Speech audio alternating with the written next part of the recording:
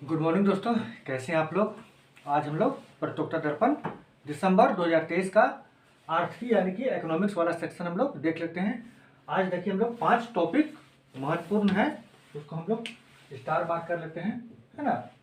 उसको आज हम लोग क्या करेंगे, डील करेंगे बेहतर तरीका से। चलिए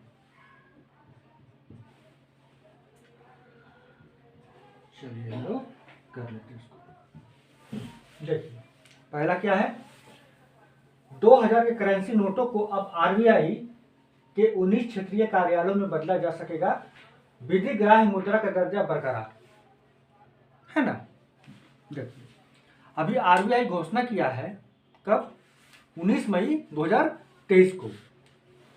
19 मई 2023 को घोषणा किया है कि वो 2000 का जो करेंसी नोट है वो मार्केट से वापस लेगा, और टाइम दिया है 7 अक्टूबर 2023 तक का, है ना। 7 अक्टूबर 2023 तक सभी लोगों को अपना, जिनके पास 2000 का करेंसी नोट है, अपना बैंक में जाके बदलवा सकते हैं या फिर डिपॉजिट कर सकते हैं।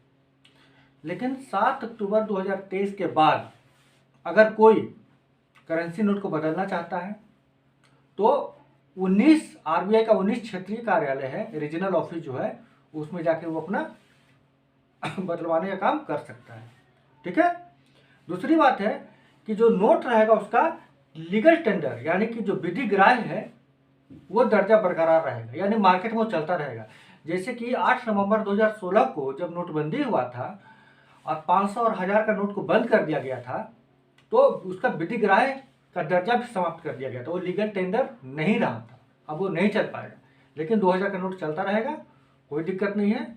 आप बदलवा लिए 7 अक्टूबर 2023 तक का, बढ़िया है। नहीं बदलवा पाए कोई दिक्कत नहीं है, 19 आरबीआई का 19 क्षेत्रीय कार्यालय है, वहां पर जाकर नोट को बदला जा सकता है ना। जैसा कि हम लोग को पता है कि 8 नवंबर 2016 को नोटबंदी हुआ था, 500 1000 का नोट को बंद कर दिया गया था, तो अचानक अर्थव्यवस्था में मुद्रा का कमी हो गया। उस मुद्रा को कमी को पूरा करने के लिए 2000 का करेंसी नोट को लाया गया, ताकि अचानक से कमी को पूरा किया जा सके।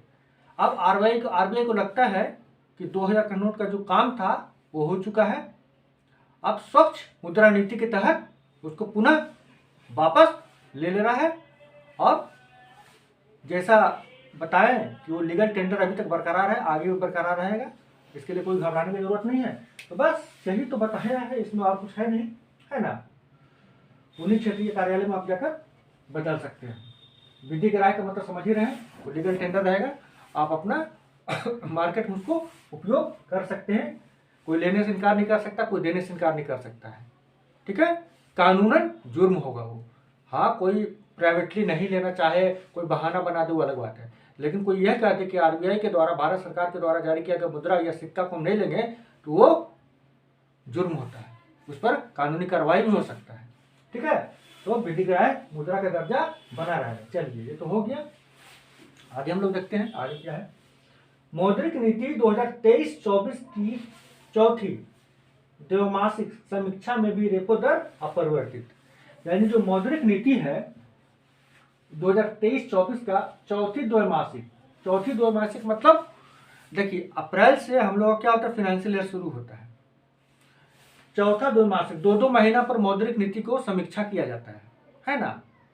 समझाते हैं, देखिए मौद्रिक नीति पहले होता क्या, पहले ये समझेंगे। मौद्रिक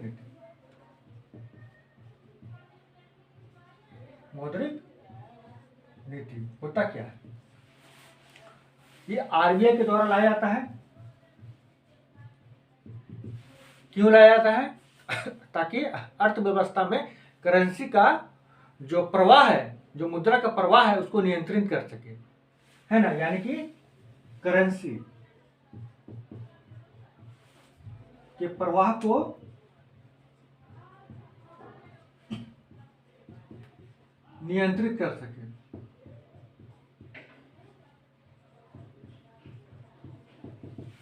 क्यों नियंत्रित करे? ताकि यदि ज्यादा करेंसी अर्थव्यवस्था में आ जाएगा तो मुद्रास्फीति बढ़ जाएगा, महंगाई बढ़ जाएगा। कम करेंसी मार्केट में रहेगा तो अर्थव्यवस्था का ग्रोथ रेट कम हो जाएगा। तो इतना करेंसी रहना चाहिए कि मुद्रास्फीति भी ना बढ़े और इकोनॉमी का ग्रोथ रेट भी कम नहीं हो, इसलिए नियंत्रण किया जाता है। न जरूरत से ज्यादा हो जाए, न जरूरत से कम हो जाए, ठीक है ना। इसलिए नियंत्रण का जरूरत पड़ता है ताकि मुद्रास्फीति को, विशेषकर मुद्रास्फीति को कंट्रोल कर सके। क्यों? तो मुद्रास्फीति को कंट्रोल कर सके, मुद्रास्फीति को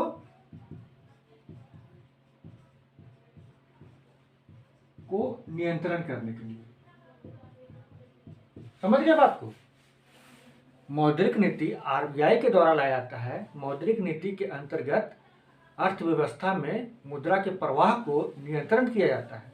यानी अर्थव्यवस्था में कितना मुद्रा का प्रवाह होगा, ज्यादा भी नहीं करेंगे, कम भी नहीं होने देंगे, एकदम बैलेंस रखेंगे ताकि महंगाई दर को भी कंट्रोल किया जा सके और अर्थव्यवस्था का जो ग्रोथ रेट है उस पर भी कोई नुकसान नहीं हो, वो भी सुचारू रूप से बढ़ता रहे।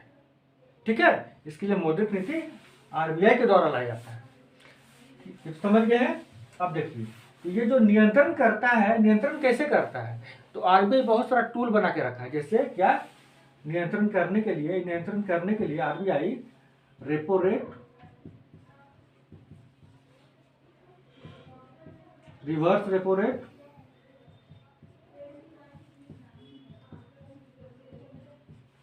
बैंक दर,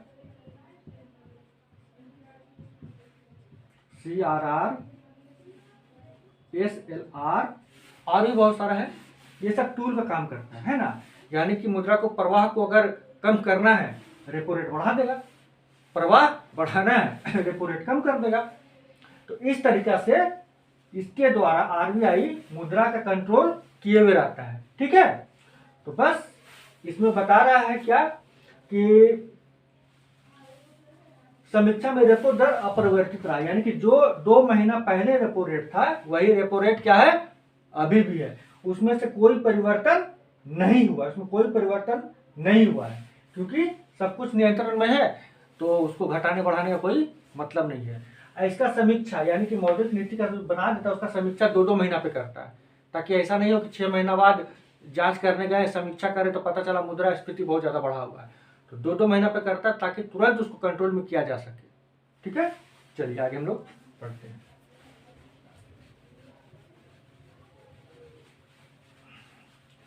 अगर आपसे पूछा जाए कि चौथी द्वैमासिक समीक्षा, इसका मतलब कब से कब तक का बात कर रहा होगा ये, क्योंकि इकोनॉमिक्स में ऐसा ही टर्म का यूज होता है, ऐसे ही शब्दों का उपयोग होता है कि मौद्रिक नीति की चौथी द्वैमासिक समीक्षा। तो चौथी द्वैमासिक समीक्षा का मतलब क्या हुआ? देखिए, वित्तीय वर्ष अप्रैल से शुरू होता है, यानी कि 2-2 महीना पर, यानी अप्रैल और मई, अप्रैल प्लस मई पहली समीक्षा, फिर मई हो गया, जून जुलाई,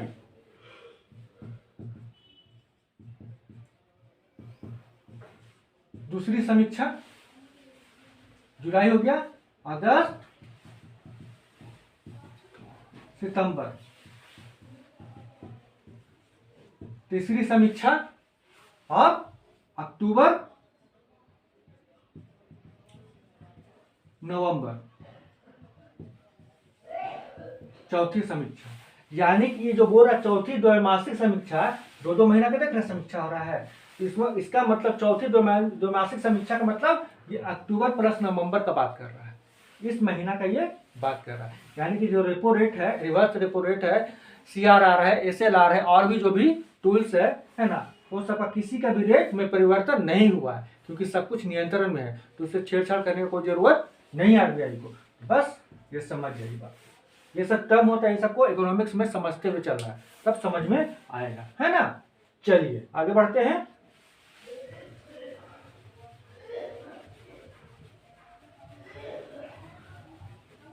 देखिए आगे क्या है, 2022-23 में देश के खाद्यान्नों का रिकॉर्ड उत्पादन, कृषि मंत्रालय का फाइनल आंकड़े। कृषि मंत्रालय ने अपना एक आंकड़ा दिया है कि देश में 2022-23 में खाद्यान्न का रिकॉर्ड स्तर का वृद्धि हुआ है, उत्पादन हुआ है ना, ये फाइनल आंकड़ा है। तो इसमें किस किस फसल का ज्यादातर उत्पादन हुआ है? गेहूं, चावल, मक्का का विशेषकर बहुत ज्यादा उत्पादन हुआ, रिकॉर्ड स्तर पर हुआ। यानी पिछले साल से, यानी कि 2022-23 तो चल रहा अभी, तो 2021-22 की तुलना में 22-23 में खाद्यान्न का उत्पादन रिकॉर्ड स्तर पर हुआ है। ये कौन बता रहा है? आपका कृषि मंत्रालय का फाइनल आंकड़ा बता रहा है। इसमें अगर पूछा जाए तो किसका ज्यादा हो रहा है, किस फसल का ज्यादा हो रहा है, किस खाद्यान्न का ज्यादा हो रहा है, तो बता दीजिए गेहूं,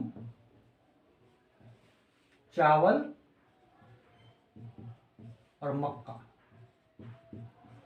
इन तीनों का विशेष रूप से रिकॉर्ड स्तर का उत्पादन हुआ है। प्रश्न हो सकता ऑब्जेक्टिव में पूछ दे, किसमें कमी देखा गया है? इन तीनों में तो उत्पादन में वृद्धि हुआ, कमी किस में हुआ?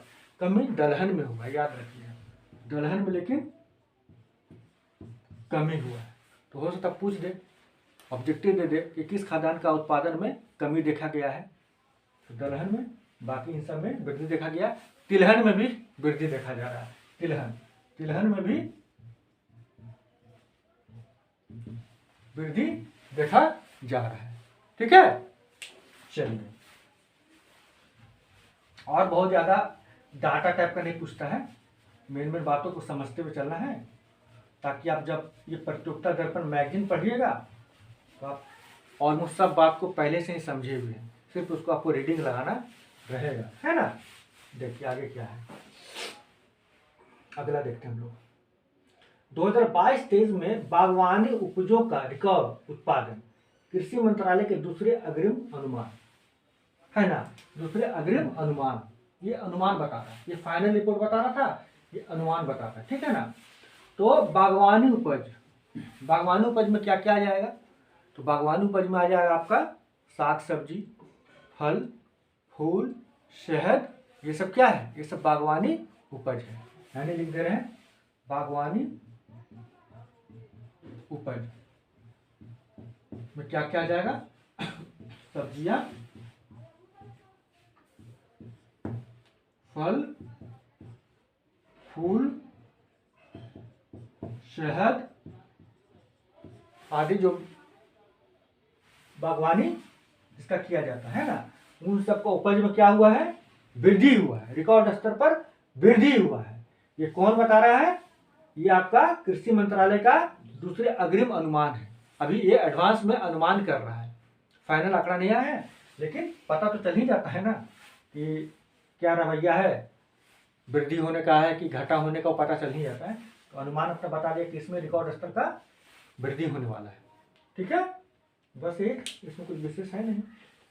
आगे हम लोग देखते हैं, विपणन वर्ष 2024-25 के लिए रबी उपज के न्यूनतम समर्थन मूल्य यानी एमएसपी का घोषणा किया गया है, ठीक है। तो बस इसमें कुछ विशेष है नहीं, देख लेते हैं हम लोग। देखिए, विपणन वर्ष 2024-25 के लिए रबी उपज क्या हो गया? गेहूं, जौ, सरसों, मसूर, चना, यही ना होता है रबी फसल लिख लीजिए, जो लोग नए होंगे उनको समझ में आ जाएगा। रबी फसल गेहूं,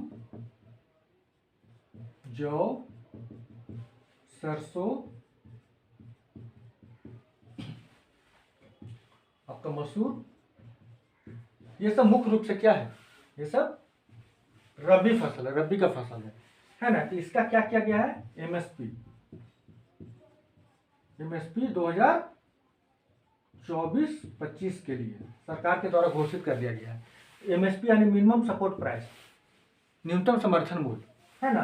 तो एडवांस में ही इसको घोषित किया जाता है, इसलिए 2024-25 के लिए खेती से पहले ही सरकार घोषणा कर देता है। एमएसपी होता क्या है? एमएसपी देखिए बहुत सिंपल चीज है कि जैसे सरकार किसान को आश्वासन देता है कि आप खेती कीजिए, कोई दिक्कत नहीं है, अगर आपका फसल मार्केट में नहीं बिक पाएगा तो पहले से ही तय किया गया राशि पर सरकार फसल को खरीद लेगी। यानी किसान ये आश्वस्त रहता है कि उसका फसल का खरीदार मिल जाएगा, मार्केट में कोई नहीं मिलेगा तो सरकार तय की गई राशि पर खरीद लेगा, जिससे किसान को घाटा नहीं होगा और किसान खेती करने के लिए प्रोत्साहित होगा। वही एमएसपी है, पहले से ही रेट बता दिया जाता है। जैसे अभी बता दिया गया है गेहूं क्या है? रबी फसल है। गेहूं का बता दिया गया है कि 2250 रुपया प्रति क्विंटल, हम गेहूं खरीद लेंगे। तो किसान खुश हो गया कि चलो 2250 रुपये प्रति क्विंटल सरकार खरीद लेगा, तो हम लोग खेती करते हैं, उसका सामान बिक जाएगा। लेकिन 2250 रुपया प्रति क्विंटल से अगर ज़्यादा मार्केट में कोई खरीदार है तो किसान उसको बेच देगा, वहाँ से प्रॉफिट कमा लेगा। अगर कोई नहीं खरीदने वाला मिलेगा तो सरकार को बेच देगा, सरकार उसको अपना FCI के गोदाम में जाकर रख देगी, और जो हम लोग को जो सरकार जो खाद्यान्न पूरा करती गरीबों लोगों को जो राशन प्रोवाइड करती है उसमें उसका उपयोग हो जाता है। ठीक है, तो MSP वही होता है, ऐसा घोषणा सरकार के द्वारा कर दिया गया। एक विशेष बात इसमें यह है कि जो MSP का जो घोषणा किया गया है वो स्वामीनाथन रिपोर्ट के आधार पर किया गया है। स्वामीनाथन रिपोर्ट में क्या कहा गया था? स्वामीनाथन रिपोर्ट में कहा गया था कि किसानों को उसकी लागत का, यानी उसका उपज का जो लागत है उससे 1.5 गुना कम से कम MSP होना चाहिए, जो कि सरकार के द्वारा इस बार मान लिया गया है। यानी कि जो MSP का जो घोषणा हुआ है, MSP का जो घोषणा हुआ है वो किसके आधार पर हुआ है? स्वामीनाथन के रिपोर्ट पर, स्वामीनाथन रिपोर्ट के सिफारिश के आधार पर 1.5 गुना MSP का 1.5 गुना है ना, पर सॉरी उपज जो खाद्यान्न का जो उपज है उसका उपज का जो लागत है उसका 1.5 गुना पर MSP को रखा गया है। तो ये बहुत खुशखबरी है किसानों के लिए, उनको ज़्यादा अब पहले से ज़्यादा अब MSP प्राप्त होगा।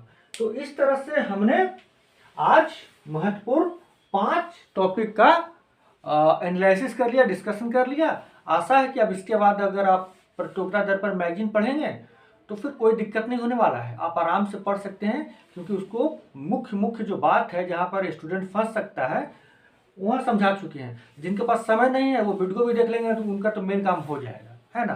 जिनको समय नहीं है वीडियो भी देख लेंगे तो उनका मेन काम हो जाएगा, क्योंकि सारा महत्वपूर्ण बातों की जानकारी आपको दे दिया गया है। तो ठीक है दोस्तों, आज के लिए बस इतना ही। हम लोग फिर मिलेंगे अगले क्लास में, तब तक के लिए नमस्कार।